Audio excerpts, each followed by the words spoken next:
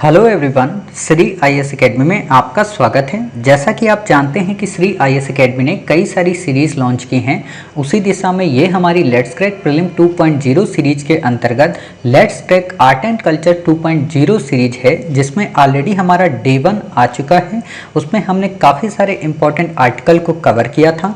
उसी दिशा में आगे बढ़ते हुए ये हमारा डे 2 है और आज हम अपने डे 2 में देखेंगे भारतीय संगीत के बारे में, अर्थात हिंदुस्तानी संगीत और कर्नाटक संगीत में क्या अंतर है, ध्रुपद, ख्याल, तराना और इससे संबद्ध जो प्रमुख घराने हैं वो कौन से हैं, प्रमुख क्षेत्रीय व जनजातीय संगीत कौन से हैं, संगीत जगत के प्रमुख व्यक्तित्व जैसे जयदेव, अमीर खुसरो, स्वामी हरिदास, तानसेन, त्यागराज, स्वाति तिरुनल वर्मा, विष्णु दिगंबर और नारायण भातखंडे के बारे में कंप्लीट करेंगे। बहुत ही ज़्यादा इंपॉर्टेंट टॉपिक है, मोस्टली इंपॉर्टेंट है इस वर्ष का और साथ ही अगले वर्ष का। ठीक है, तो बिना देरी के शुरू करते हैं। चलिए शुरू करते हैं। जैसा कि आप देख रहे हैं, ये हमारी let's crack art and culture 2.0 series का डे 2 है। तो आज हम काफ़ी सारे इन मेजर टॉपिक को कवर करेंगे। उम्मीद है कि जब आप इसे कवर कर लेंगे तो इसके बाद आपको आर्ट एंड कल्चर से संबद्ध किसी भी बुकलेट में जाके संगीत के बारे में या ध्रुपद, ख्याल, तराना के बारे में कुछ भी पढ़ने की आवश्यकता नहीं होगी। कारण हम आपको जो ये कवर कराएंगे तो ये पीआईबी के साथ साथ जो सीसीईआरटी की बुक है उसके माध्यम से कवर कराएंगे। साथ ही भारत सरकार का जो आर्ट एंड कल्चर की मिनिस्ट्री है या कहें जो टूरिज्म मिनिस्ट्री है, जो कल्चरल मिनिस्ट्री है, उसमें जितने भी आर्टिकल आए हैं उनको कंपाइल कर देंगे। ठीक है, तो काफ़ी अच्छे से इनको सुनिएगा क्योंकि काफ़ी ज़्यादा करंट में चर्चा में रहे हैं, तो आपसे क्वेश्चन पूछा जा सकता है। बाकी करंट में ऑलरेडी हम आपको पढ़ाते ही हैं, कोई भी चीज़ अगर करंट में चर्चा में होती है, खैर फिर भी यहाँ पे हम पढ़ते हैं। ठीक है, तो हमारा जो आज पहली शुरुआत है भारतीय संगीत को लेकर वो है ध्रुपद के बारे में। ध्रुपद क्या है? आपसे सामान्य सा प्रश्न यही पूछा जाएगा कि ध्रुपद क्या है। ये शास्त्रीय संगीत की शैली है जिसको ध्रुपद कहते हैं। ध्रुपद भारत की समृद्ध गायन शैली है। आपसे इन लाइन पे क्वेश्चन नहीं बनेगा, लेकिन बस इतना पता हो कि हाँ, शास्त्रीय संगीत की शैली है, एक प्राचीन शैली है जिसका प्रचलन मध्य काल में अधिक था। ध्यान देना, यहाँ पे आपसे क्वेश्चन घुमा देगा, क्या कहेगा कि ध्रुपद की आरंभिक शुरुआत मध्यकाल में हुई, तो गलत हो जाएगा। ध्रुपद वास्तव में एंशियंट टाइम पीरियड से शुरू है, लेकिन उसकी जो उपलब्धता थी या कहें उसका जो व्यापक प्रचलन हुआ वो मेडिवल इंडिया में हुआ। ठीक है, तो आप ये समझ सकते हो कि मध्यकाल की देन नहीं है बल्कि प्राचीन काल की देन है। साथ ही आलाप मंत्रों से लिए गए संस्कृत अक्षरों पर आधारित होता है। यहाँ पे आपको क्वेश्चन घुमा देगा उर्दू, फारसी, हिंदी, है ना, ऐसे दे देगा, तो आप कहना नहीं साहब, ये संस्कृत अक्षरों पर आधारित होता है। साथ ही इसमें भक्ति रस, वीर रस, शांत रस और श्रृंगार रस की परंपरा प्रधानता रहती है। वीर रस का मतलब जैसे आप लोगों ने रस पढ़े होंगे, श्रृंगार रस वगैरह आप पढ़ते होंगे, है ना, शांत रस आप पढ़ते होंगे, हास्य रस पढ़ते होंगे, काफ़ी सारे रस होते हैं, भक्ति रस होते हैं, मतलब ईश्वर की आराधना करने के लिए जो भावार्थ रूप में लिखे गए उनको बोलते हैं भक्ति रस। हम जैसे आपको मोटिवेशनल जो स्पीच सुनाते हैं वो वीर रस होती है। ठीक है, श्रृंगार रस होता है जिसमें किसी व्यक्ति को सुसज्जित किया जाता है। ठीक है, मतलब किसी भी नायिका को या किसी भी नायक को। आपको डिटेल में नहीं याद रखना है, हिंदी आपका लिटरेचर या हिंदी व्याकरण आपकी नहीं है। ठीक है, इस शैली के विकास में संगीत सम्राट तानसेन एवं उनके गुरु स्वामी हरिदास का अप्रतिम योगदान रहा है। अर्थात आपसे सिंपल सा क्वेश्चन पूछेगा, अब इससे महिलाएं भी गाने लगी हैं। हाँ, अब मैं बता रहा हूँ, ये लाइन कंप्लीट करना था फिर बताना था। ठीक है, तो आपसे क्वेश्चन कैसे पूछेगा? आपसे क्वेश्चन ऐसे भी पूछ सकता है कि ये प्राचीन शैली है जिसका प्रचलन मध्यकाल में अधिक हुआ, इसके विकास में संगीत सम्राट तानसेन व उनके गुरु स्वामी हरिदास का अप्रतिम योगदान रहा है। इसमें भक्ति रस, वीर रस, शांत रस के साथ साथ श्रृंगार रस की प्रधानता होती है तथा इसे अब महिलाओं के द्वारा भी गाया जाने लगा है। निम्न में से कौन? है ना, तो बता सकते हो आराम से कि साहब ध्रुपद। ठीक है, तो इतनी बातें क्लियर हो गई। चलिए अगला है ख्याल। ख्याल क्या है? ख्याल वो वाला नहीं कि उनका ख्याल आया मनी मन में, वो वाला ख्याल नहीं। ठीक है, ख्याल फारसी भाषा का शब्द है जहां एक और ध्रुपद विशुद्ध भारतीय संगीत है। ध्यान देना, विशुद्ध भारतीय संगीत का मतलब पूर्णतया भारतीय संगीत है, जबकि ख्याल फारसी भारतीय और फारसी का मिश्रण है। अर्थात मैं अगर आपसे ये कहूं कि ध्रुपद क्या है, एक तरीके से विशुद्ध। विशुद्ध का मतलब क्या होता है, स्वदेशी। स्वदेशी का मतलब पूर्ण रूप से स्वदेशी।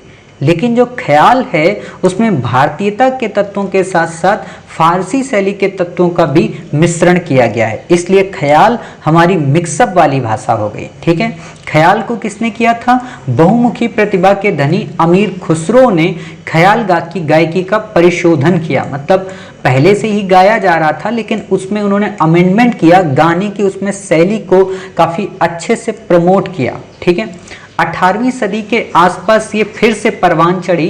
तत्कालीन जो उस समय के शासक थे मुगल बादशाह मोहम्मद शाह रंगीला, इनके दरबार में अदारंग यानी कि फिरोज खां और सदारंग यानी कि नियामत खां नाम के गायकों ने इस शैली में कई गीत रचे। आपसे सिंपल सा क्वेश्चन पूछेगा कि औरंगजेब की मृत्यु के बाद ख्याल गायकी का पूरी तरह से विलोपन हो गया, आप कहोगे पागल समझ रखा है क्या।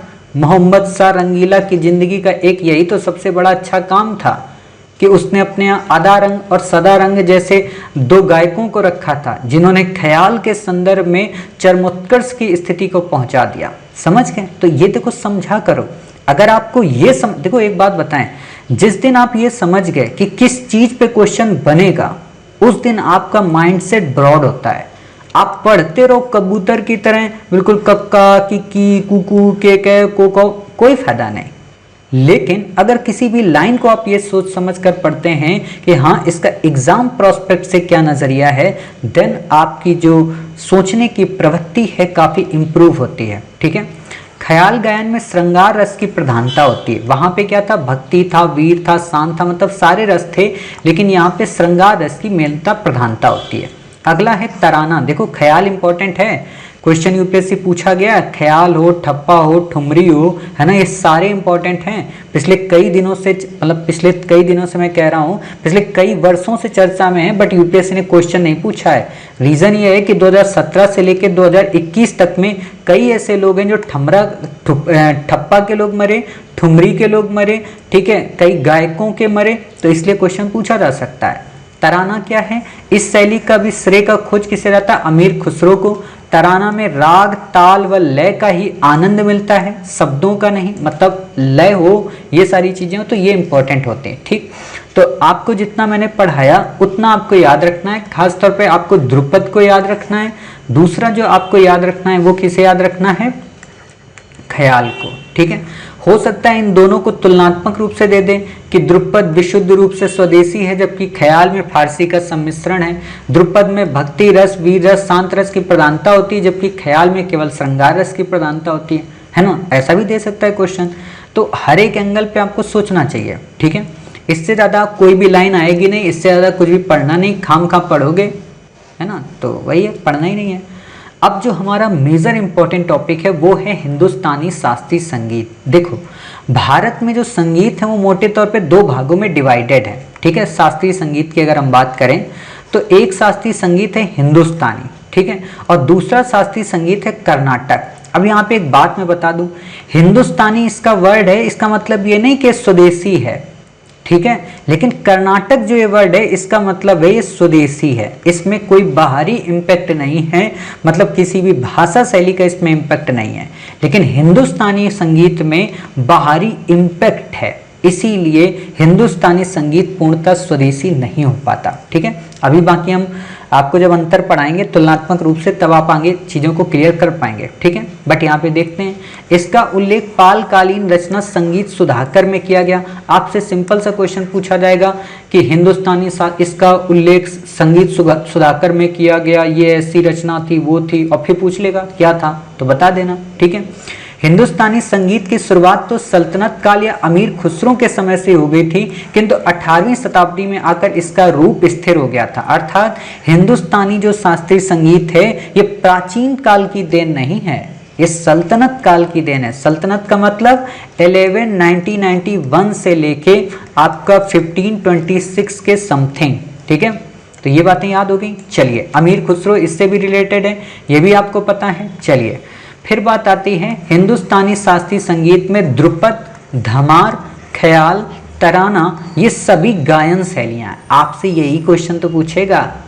जब ध्रुपद आप पढ़ रहे हो वहां पे एक पॉइंट मैंने मिस किया था, आपको दे सकता है कि ध्रुपद के बारे में नंबर 1, नंबर 2, नंबर 3। नंबर 1 ये विशुद्ध रूप से भारतीय शैली है। नंबर 2 ये हिंदुस्तानी शास्त्रीय संगीत की प्रमुख गायन शैली है।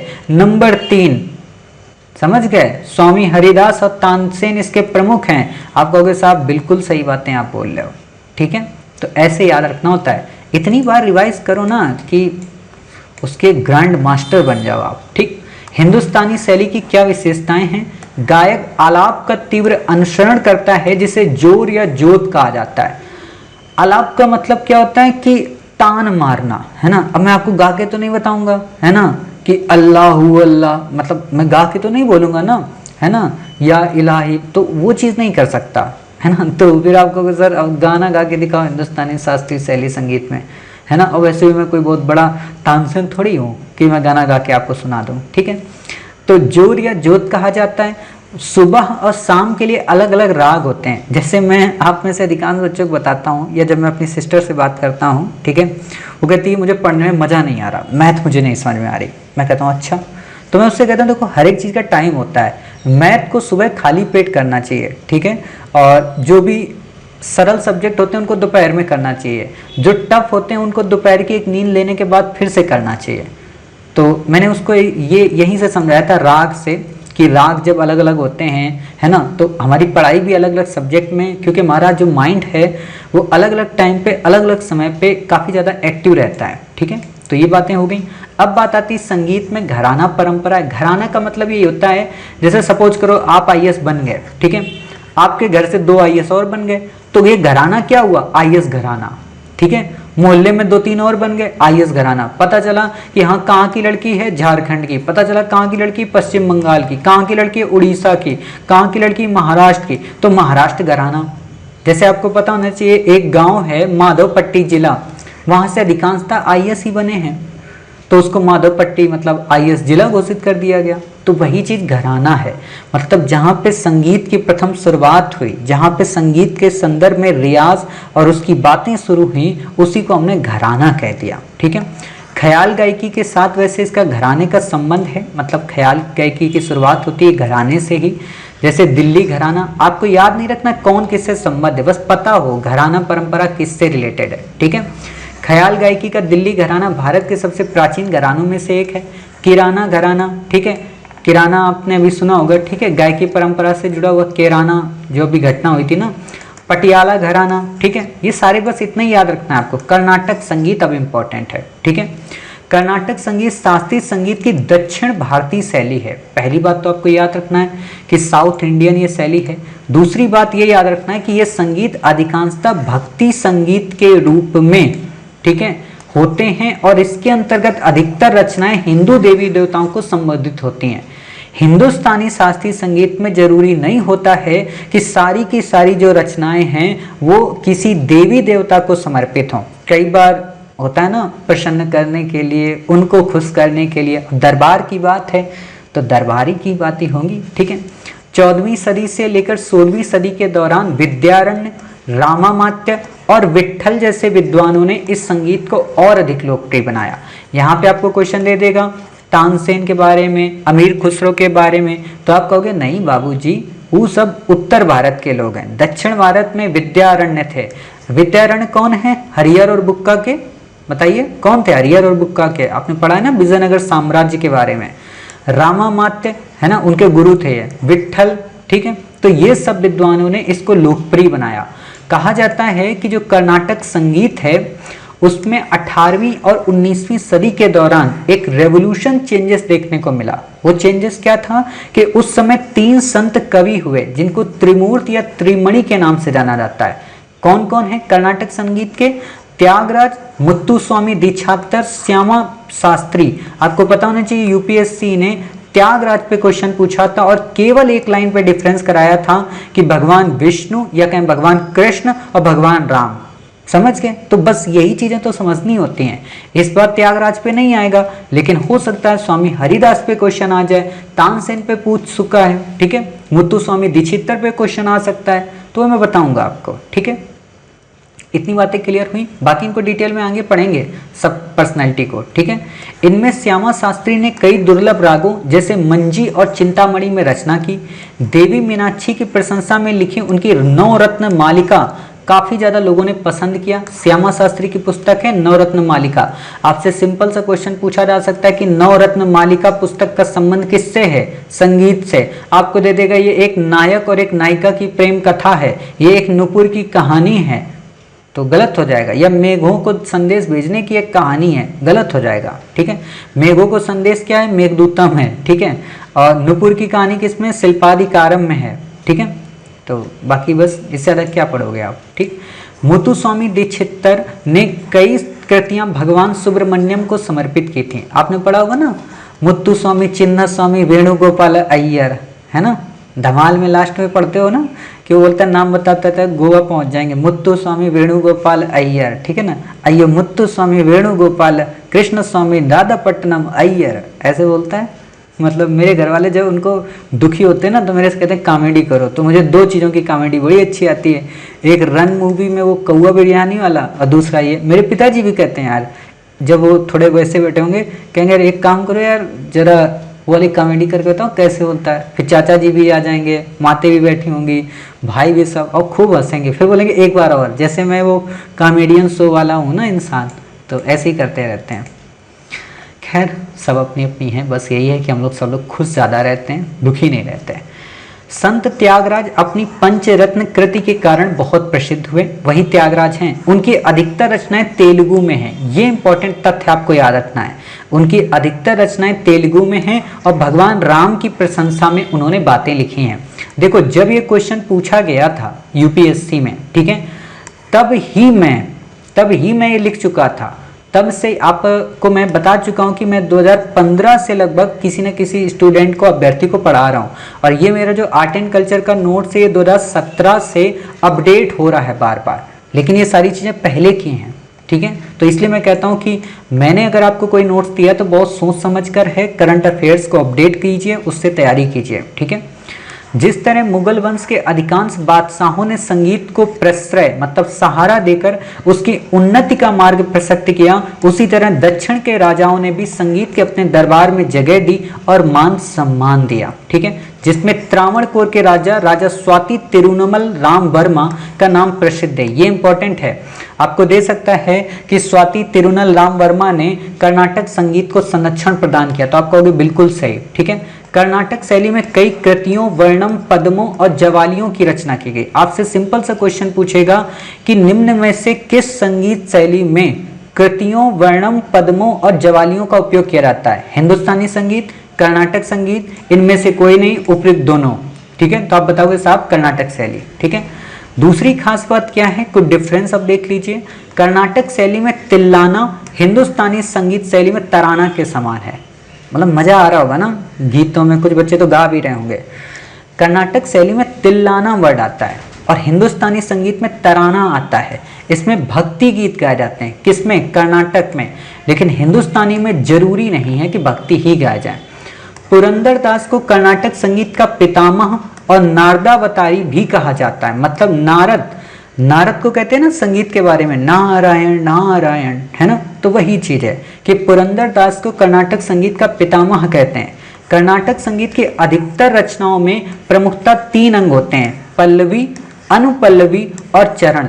जिन भी देवी जी का नाम पल्लवी हो ना, वो याद रख लेना। आपसे यूपीएससी के इंटरव्यू में घुमा के पूछ सकता है कि पल्लवी का मतलब क्या होता है। और अगर आप बेहतरीन इंटरव्यू देना चाहती हैं, ठीक है, तो आप वहां पे कर्नाटक संगीत ही बताएं कि सर ये कर्नाटक संगीत के अधिकतर रचनाओं के जो 3 अंग होते हैं उन्हीं में से पल्लवी है। तो उसका क्रॉस क्वेश्चन जानते हो क्या होगा कि अच्छा 2 और कौन से हैं? तो आपने बताया अनुपल्लवी और चरण। फिर पूछेगा आपको लगता है कि कर्नाटक संगीत आज वर्तमान में अपनी प्रासंगिकता खोता जा रहा है? तो आप कहोगे नहीं सर ऐसी कोई बात नहीं, ये है पुरंदरदास के। फिर पुरंदरदास पे क्वेश्चन पूछेगा, इसको इंटरव्यू बोलते हैं। मैं हमेशा एक चीज कहता हूं कि इंटरव्यू चेस जो होता है ना, शतरंज के उस गेम की तरह होता है जिसमें आपको हर एक चाल पता होती है कि सामने वाला कौन सी चाल चलेगा, ठीक है। तो ऐसे तैयारी की जाती है। आप में से जिन जिन का नाम होगा चिंता मत करना, मैं उस पर रिसर्च कर लूंगा, ठीक है। जब आप अपना डीएफ हमको भर के देंगे मेंस के बाद, तो ये मेरी ड्यूटी है कि एक भी क्वेश्चन अगर इंटरव्यू में आपसे बाहर पूछ लेना तो बताना फिर मुझे, ठीक है। मैं वैसा इंटरव्यू नहीं कराता हूँ कि 5 लोगों को बैठा लो, पूछो कि बताइए आपकी अगर शादी हो जाए, विवाह हो जाए, ये क्वेश्चन थोड़ा ना यूपीएससी पूछती है। अब यूपीएससी थोड़ा मौलिक हो गई है, वो पुराने घिसे पिटे वाले क्वेश्चन नहीं पूछेगी। और ये वाले क्वेश्चन कभी नहीं पूछती है कि मान लीजिए आप एक लड़का हैं और ये हो गया वो हो गया, अब वो बंद हो गया है ना, पहले ज़माना था। कर्नाटक संगीत की प्रमुख विधाएं कौन सी हैं? अलंकारम, लक्षणम, गीतम, स्वराजाति, आलापनम, कलाकृति, पल्लवी, तिल्लाना, पदम, जवाली, भजनम, रागमालिका आदि। अर्थात आपसे सिंपल सा क्वेश्चन पूछेगा, ठीक है। ख्याल, ठीक है, ध्रुपद, तराना, ठीक है, ये किससे संबंधित है? हिंदुस्तानी से, है ना। गीतम, स्वराजाति, आलापनम, कलाकृति, पल्लवी, तिल्लाना, पदम, जवाली किससे? कर्नाटक से, ठीक है। फिर बात आती है हिंदुस्तानी संगीत शैली में जिस तरह 10 थाट बनाए गए हैं। थाट का मतलब स्वर एक हिसाब से आप कह सकते हो, ठीक है। मतलब हालांकि गलत होगा पूरी तरीके से, लेकिन आप मान सकते हो कि 10 थाट हैं, थपकी मारने वाले, ठीक है। उसी तरह से कर्नाटक शैली में 72 मेल बनाए गए हैं, ठीक है।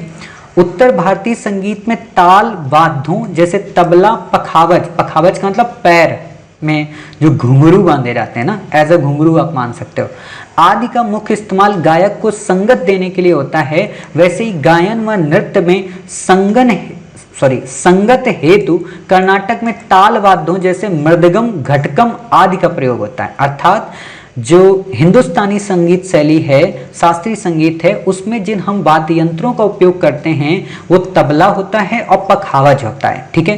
कर्नाटक संगीत जो होता है उसमें मृदगम होता है और घटम होता है। मृदगम मतलब वही तबले की तरह होता है, ठीक है, लेकिन वो मृदम, अरे आप लोगों ने बाहुबली देखी होगी ना, उसमें जो मृदंग बजता है, ठीक है, उसको बोलते हैं मृदगम।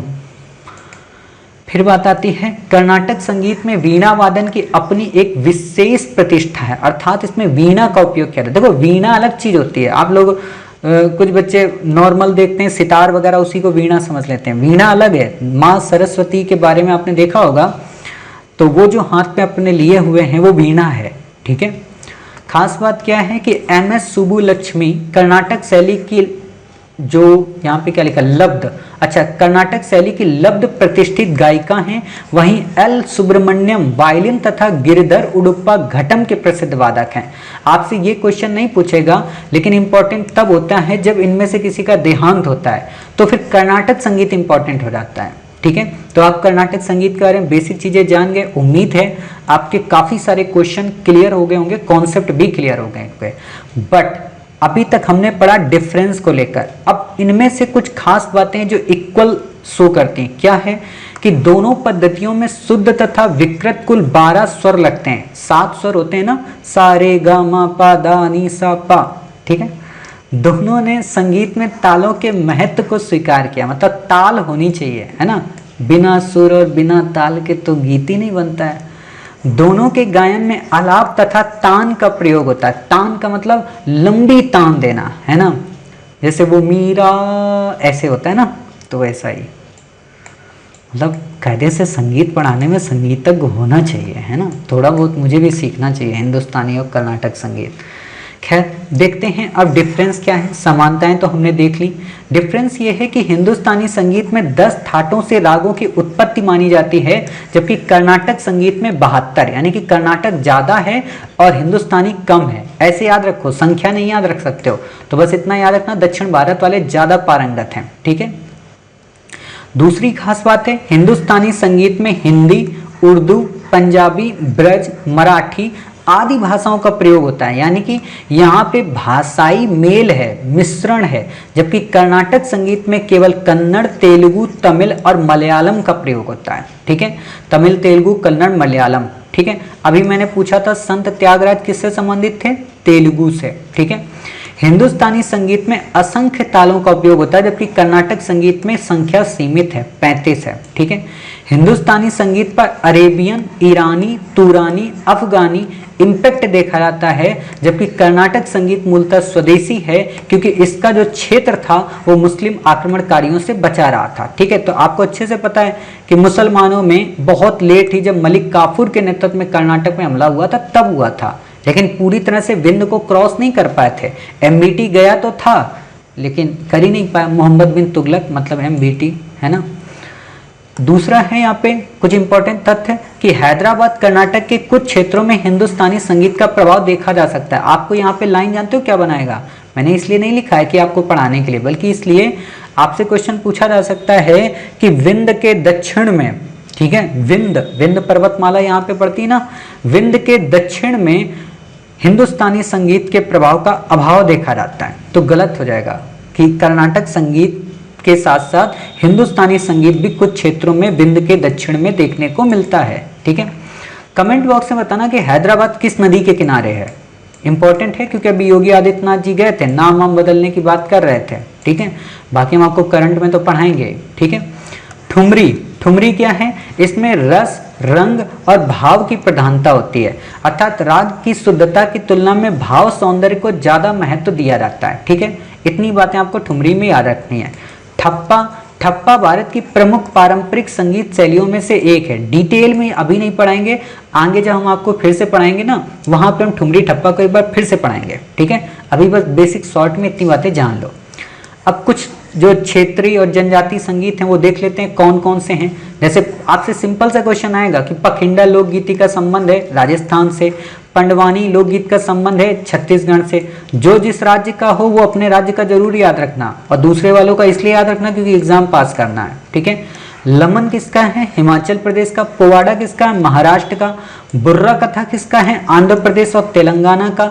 दसकठिया किसका है, उड़ीसा का। साना अलामोक किसका, मणिपुर का। काफी इंपॉर्टेंट है साना अलामोक। ठीक है, लाई हरबो मणिपुर का, इंपॉर्टेंट है, क्वेश्चन पूछा जा सकता है।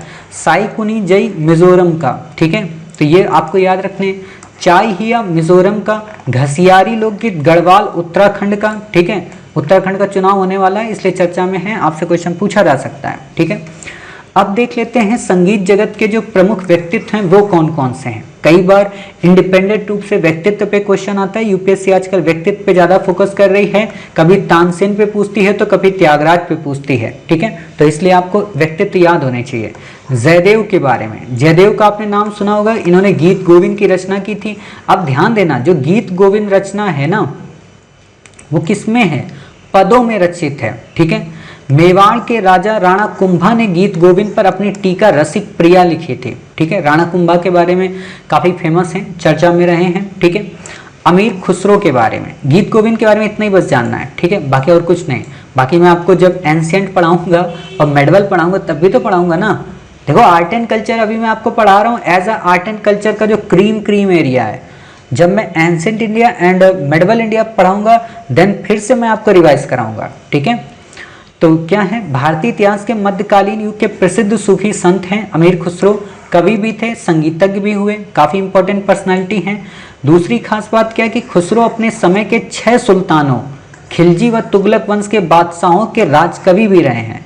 ठीक है, आपको कई बार घुमा देता है कि क्वेश्चन, आप कंफ्यूज हो जाते हो तानसेन और खुसरो को लेकर। ठीक है, तो खुसरो क्या थे, ये सल्तनत काल के टाइम पीरियड के पर्सनल हैं। ठीक है, खुसरो हिंदवी के साथ साथ फारसी और अरबी भाषाओं के भी विद्वान थे। फारसी और हिंदवी में काव्य रचनाएं की। हिंदवी का मतलब हिंदुस्तानी। ठीक है, फारसी तो ऑलरेडी आपको पता है, इससे ज़्यादा आपको नहीं याद रखना है। खास बात कि निज़ामुद्दीन औलिया इनके गुरु थे। जब मैं आपको सूफीज़म पढ़ाऊंगा, भक्ति आंदोलन पढ़ाऊंगा, ठीक है, मेडवल इंडिया में, तब आपको निज़ामुद्दीन औलिया के बारे में बताऊंगा, डिटेल में बताऊंगा। काफ़ी इंपॉर्टेंट पर्सनैलिटी है, क्वेश्चन आपसे पूछा जा सकता है फिर से। ठीक है, तो यही बात है। कविता के क्षेत्र में खुसरो ने गजल, मसनवी, कशीदा और सवाई लिखने में विशेष निपुणता प्राप्त की। ठीक है, मसनवी मतलब छोटे छोटे लेख टाइप के। संगीत के क्षेत्र में खुसरो ने गजल, कव्वाली तथा तराने का गणेश किया। मतलब सिंपल सी बात है, काफी सारी चीजों में डाइवर्सिटी ये लेकर आए। मतलब संगीत को इतना परिपक्व बनाया, ये कहें कि संगीत को इतना श्रेष्ठ बनाया कि आज भी हमारे देश में जो संगीत है वो अपनी परंपरा को ढोए हुए है। ठीक है, इसीलिए तो कहते हैं भारत वेदों की भूमि है ना, धर्मों की माता है, पुराणों की दादी है। खुसरो ख्याल के नायक तथा तराने के आविष्कारक थे। संगीत के क्षेत्र में राग यमन उनकी देन है। आपसे क्वेश्चन पूछ सकता है कि संगीत के क्षेत्र में राग यमन इनकी देन है। इन्होंने गजल, कव्वाली तथा तराने का श्री गणेश किया। इन्होंने सल्तनत काल के लगभग 6 से भी ज्यादा शासकों का कार्यकाल देखा। इन्होंने हजारों साल पुराने तबले को, है ना, चेंज करके वाद्य यंत्र के रूप में तब्दील किया। तो आप बता सकते हो भाई साहब ये कौन था? खुसरो थे। ठीक है, कहा जाता है कि तबला हजारों साल पुराना वाद्य यंत्र है, किंतु 13वीं शताब्दी में भारतीय कवि तथा संगीतक अमीर खुसरो ने पखावज के 2 टुकड़े करके तबले का आविष्कार किया था। ठीक है, मतलब पखावज, अच्छा मुझे ऐसा लगता है मैंने पखावज जैसे पैर को ही भी बोलते हैं। ठीक है, लेकिन हो सकता है पखावज इन्होंने कोई ऐसा वाद्य यंत्र होगा। आपको क्या करना है, बजाना तो है नहीं। ठीक है, जब IAS बन जाना तब बजाना लवासना में जाके। तो पखावज के 2 टुकड़े किए, है ना, 20 से उसको 2 भागों में बांट दिया, तबले का आविष्कार किया। वीणा और सारंगी के जोड़कर सितार बनाने का श्रेय भी जाता है अमीर खुसरो को। ठीक है, तो मैंने आपको बता ही दिया था। फिर बात आती है, इन्हें तोता ए हिंद कहा जाता है। ठीक है, बाकी और कुछ नहीं पढ़ना है। इंपॉर्टेंट पर्सनालिटी है स्वामी हरिदास, मोस्ट इंपॉर्टेंट इस बार के। क्यों इंपॉर्टेंट है, करंट अफेयर्स में बताएंगे, लेकिन इतना बस समझ लो अगर इंपॉर्टेंट है तो है। ठीक है, मध्यकालीन युग में स्वामी हरिदास एक महान संत, कवि तथा संगीताचार्य हुए। गायक के रूप में वे ध्रुपद को गाने में पारंगत थे। ठीक है, मे भी हो सकता है ध्रुपद को इसमें मिक्सअप कर दे। संगीत आचार्य के रूप में उन्होंने तानसेन, बैजू बारवा, राजा और सौरसेन आदि को संगीत की शिक्षा प्रदान की। मतलब तानसेन कौन थे, इनके शिष्य थे। ठीक है, बैजू बावरा कौन थे, इनके शिष्य थे। ठीक है, तो इतनी बातें आपको समझ में आ गई। एक कवि के रूप में उन्होंने राधा कृष्ण की भक्ति में ब्रज भाषा में अनेक ध्रुपदों की रचना की। मोस्ट इंपॉर्टेंट है, आपको क्वेश्चन यहीं पे घुमाएगा कि उन्होंने राधा कृष्ण नहीं, उन्होंने राम और सीता के संदर्भ में। ठीक है, और ब्रज भाषा नहीं दे सकता तो यहां दे देगा हिंदी खड़ी बोली, तो भी गलत हो जाएगा। ठीक है, तो आप या संस्कृत दे देगा तो आप कहोगे, अगर हो सकता है राधा कृष्ण दे दे, यहाँ संस्कृत दे दे, तो आप कहोगे नहीं भाई साहब, ध्रुपद को उन्होंने ब्रज भाषा में गाया था, और वो भी राधा कृष्ण की स्मृत में। और नाम से याद कर लो, प्रभु मेरे, हरि उनका नाम है, हरिदास। ठीक है, हरिदास हो, सूरदास में, सब कृष्ण के और राधा के प्यार में मतलब मग्न थे। मतलब वो वाला प्यार नहीं जो आप लोग समझ गए कि हाँ 14 फरवरी को पहुंच गए होंगे गुलाब लेके, बिल्कुल भी नहीं जाएंगे वो। ठीक है, और ना ही उनकी राधा रानी ऐसा उनको तड़पाती हैं जैसा कि आज की देवियां, है ना, बेचारे देवताओं को तड़पाती हैं। ठीक है, खैर कोई बात नहीं।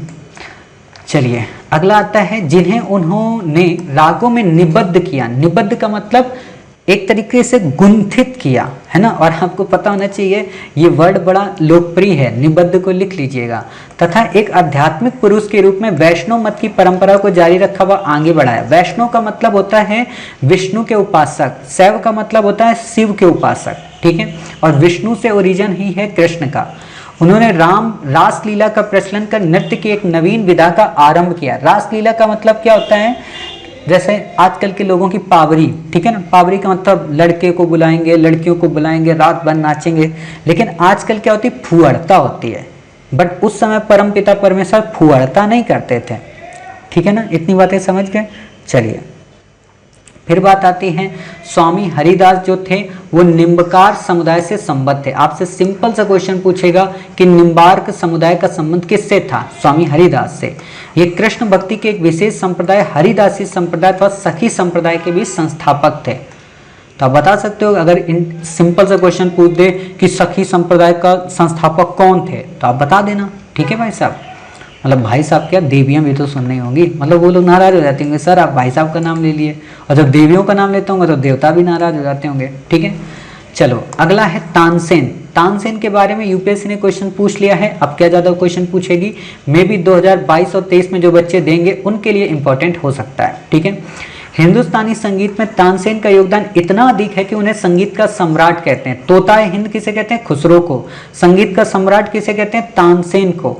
तानसेन ध्रुपद धमार के उच्च कोटि के गायक थे। ध्रुपद किस भाषा शैली में जाती थी, संस्कृत में। ठीक है, इन्होंने कई रागों एवं रागनियों का विश्लेषण कर नए रागों का आविष्कार किया। देखो मूलतः संस्कृत में होती थी, लेकिन बाद में इसको लोगों ने अपनी अपनी भाषा में वो किया है। ठीक है, जैसे मियाँ मल्हार, मैंने बोला था ना राग किस किस समय पे, मियाँ की सारंग, मियाँ की थोड़ी, दरबारी कान्हड़ा। ठीक है, ये सारी चीजें हैं, बाकी आपको नहीं याद रखना है।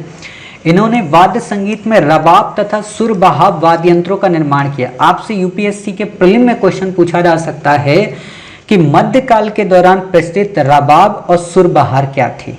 क्या ये शराब की 2 बोतलें थी, क्या ये मतलब वाद्य यंत्र थे, क्या ये मतलब 2 हथियार थे, है ना, या प्रशासन की 2 प्रणालियां थी। तो आप बता देना साहब, वाद्य संगीत यंत्र थे। ठीक है, संगीत शास्त्र पर संगीत सार, रागमाला और श्री गणेश जैसी पुस्तकें लिखी। यूपीएससी ने कई बार रागमाला पे क्वेश्चन पूछा है, तो मे भी आपसे फिर से क्वेश्चन पूछा जा सकता है, तो आप बता देना, ठीक है।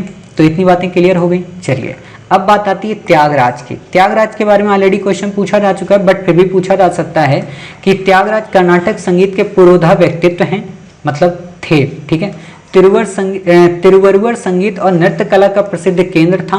त्यागराज राम भक्ति में लीन रहते थे, और जबकि हरिदास राधा कृष्ण पे, ठीक है। और वे उस संगीत की भत्सना करते थे जो भक्ति व श्रद्धा विहीन हो। मतलब जैसे होता है ना आजकल के गाने, है ना, अब नाम तो लूंगा नहीं, मुझे वैसे भी गुस्सा आती है फिल्मी गानों से, ठीक है, कि पता नहीं कौन से गाने आते हैं ना, चिकनी चमेली ऐसे करके गाने आते हैं ना, पौआ, पता नहीं क्या क्या टाइप के गाने होते हैं, वो गाने नहीं चाहिए थे। जैसे आज भी आपने देखा होगा माता के जगराते पे गाना चलेगा फुहड़ता वाला, दोनों हाथ ऊपर उठा के बोलिए माता की जय, और फिर मैया में तो शेरा वाली। ए भाई, ये थोड़ा ना चलता है। मतलब भक्ति हो तो भक्ति हो, परम पिता से लगे कि हाँ हमारा मिलन हो रहा है, ऐसी भक्ति हो, ऐसा संगीत हो, ठीक है। तो उस संगीत की भत्सना करते थे जो भक्ति व श्रद्धा विहीन हो, ठीक है, मतलब जहाँ पे श्रद्धा ना हो, केवल बस गाने के लिए गा रहे हो, ठीक। त्यागराज द्वारा अधिकतर भजन तेलुगु भाषा में लिखे गए, परंतु उनकी अनेक संगीत रचनाएं संस्कृत में थी। ये बातें याद रखना, आपसे क्वेश्चन पूछा जा सकता है कि उनकी जो संगीत रचनाएं थी वो संस्कृत में थी, लेकिन उनके जो भजन थे वो तेलुगु में लिखे गए। त्यागराज का संबंध भजन संप्रदाय से था। देखो एक बात और बता दें, जरूरी नहीं कि त्यागराज पे ना पूछे, डेप्थ में पूछ सकता है क्वेश्चन, क्योंकि 2 वर्ष हो गए पुराने इसके, ठीक है। और यूपीएससी की ये खूबसूरती है कि एक बार लाइट क्वेश्चन पूछेगा फिर डेप्थ पूछेगा, तो मे भी पूछा जा सकता है, अवॉइड मत करना, ठीक है। कहोगे सर पहले तो ऐसे बता देते हो कि नहीं आएगा, फिर हमको लगता है आएगा। अरे तो मैं थोड़ा ना पेपर बना रहा हूँ, और बना भी रहा हूँ तो तुम्हें ओरिजिनल थोड़ा ना बताऊंगा कि 100 में 100 क्वेश्चन कौन आ रहे हैं। हाँ आएंगे उतने में ही जितने मैं पढ़ा दूंगा।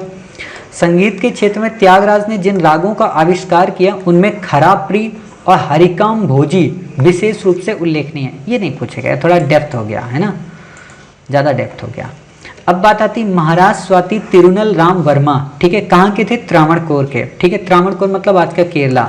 कर्नाटक तथा हिंदुस्तानी दोनों प्रकार के संगीत के वे उत्कृष्ट संगीतकार थे। आपको ऐसे दे देगा कि ये कर्नाटक तथा हिंदुस्तानी दोनों प्रकार के शास्त्रीय संगीतों के उत्कृष्ट संगीतकार थे। इन्होंने 5 भाषाओं में संस्कृत, मलयालम, हिंदुस्तानी, तेलुगु और कन्नड़ के अच्छे ज्ञाता होने का रसपान किया, ऐसे बताएगा, फिर बता देना आप, ठीक है। तो उत्कृष्ट संगीतकार थे। इन्होंने 5 भाषाएं संस्कृत, मलयालम, हिंदुस्तानी, तेलुगु और कन्नड़ के अच्छे ज्ञाता थे। इन्होंने भक्ति के 9 मार्गों की व्याख्या की और 9 कीर्तनों में की, जिन्हें 9 रत्न मालिका कहते हैं। आप लोगों में से जो लोग भगवान की पूजा करते होंगे, जो ब्राह्मण और पंडितों से कभी मिले होंगे, आपके यहाँ पुजारी पूजा पाठ करने आए होंगे, तो आपको नवधा सिखाते होंगे, है ना, उपासना, आराधना, प्रार्थना, है ना, ये आप लोग पढ़ते होंगे। उसी को बोलते हैं नवधा भक्ति, यानी कि ईश्वर को मनाने के 9 तरीके, ठीक है। जैसे होता है ना, अपनी प्रेमिका को या प्रेमी को मनाने के कई तरीके होते हैं। व्हाट्सएप पे भेजना मैसेज, चैटिंग करना, रिक्वेस्ट भेजना, बड़े बड़े दिल के गुब्बारे बना के भेजना, फिर भी ना माने तो हाथ की ब्लड नस काट के भेजना, है ना, और अपने हाथ में टैटू गुदवा लेना उनके नाम के पहले अक्षर का, होता है ना, तो बिल्कुल वही चीज़ है नवधा भक्ति। ये स्वाति तिरुनवल ही थे जिन्होंने पश्चिमी वाद्य वायलिन को कर्नाटक संगीत में मान्यता दी, ठीक है। तो इतनी बातें आप समझ गए। अब बात आती है विष्णु दिगंबर पलुस्कर के बारे में। इंपॉर्टेंट क्यों है? दिल्ली में आप लोगों में से जो व्यक्ति रहता है, तो दिल्ली में जब आप आईटीओ के क्षेत्र में आएंगे, ठीक है, आईटीओ मतलब मेट्रो स्टेशन भी है ना, इनकम टैक्स ऑफिस भी है और दिल्ली पुलिस का हेडक्वार्टर भी है। तो आईटीओ के जस्ट इस तरफ जब आएंगे तो आपको काफ़ी सारी नृत्य अकेडमियाँ मिलेंगी डांस परफॉर्मिंग की, ठीक है। मैं जाता रहता था इसलिए मैं आपको बता रहा हूँ। तो डांस नहीं करने जाता था, मतलब मैं देखने जाता था कि लोग कैसे डांस करते हैं, क्योंकि मुझे बड़ा इंटरेस्ट होता था ना। और वहीं पे गांधार कला एकेडमी भी है, ठीक है। तो कई सारे वहाँ पे एकेडमियाँ हैं संगीत की। मुझे समझ में तब आया जब मैं रिसर्च करते करते जब विष्णु दिगंबर पलुस्कर के बारे में पढ़ने लगा। क्यों? क्योंकि वहाँ का जो राजमार्ग है, वो जो रोड बनी हुई है, जैसे गांधी मार्ग आप पढ़ते होंगे, है ना, अलग अलग नाम बने हुए हैं सड़कों के, तो वहाँ की सड़क का नाम ही है विष्णु दिगंबर पलुस्कर। समझ गए क्यों नाम है? क्योंकि उस सड़क में ही चारों तरफ एकेडमियां बनी हैं शास्त्रीय संगीतों की, शास्त्रीय नृत्य कलाओं की, ठीक है। तो इसलिए मैं आपको बता रहा हूँ, चर्चा में थे, इसलिए आपसे क्वेश्चन पूछा जा सकता है। हिंदुस्तानी शास्त्रीय संगीत के पुरोधा गायक हैं। इन्होंने संगीत के सार्वजनिक कार्यक्रम आयोजित किए।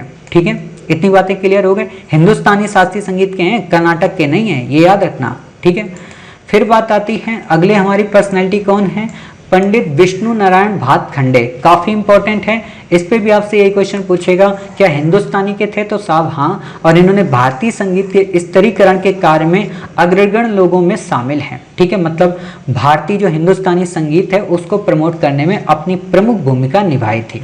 ठीक, तो उम्मीद है आज आपने सभी शास्त्रीय संगीत और शास्त्रीय संगीतों से रिलेटेड सारी बेसिक जानकारी समझ गए कि हिंदुस्तानी और कर्नाटक संगीत क्या होता है, दोनों के मध्य डिफरेंस क्या होता है, क्वेश्चन कहाँ से आएंगे, कहाँ से क्वेश्चन नहीं आएंगे, और कुछ बहुत थोड़ी राग अलाप मेरे मुख से सुन लिए। ठीक है, तो मिलते हैं अपने नेक्स्ट पार्ट में कुछ और इम्पोर्टेंट आर्ट एंड कल्चर के पोर्शन के साथ। देखो अब इतना ही पढ़ना है।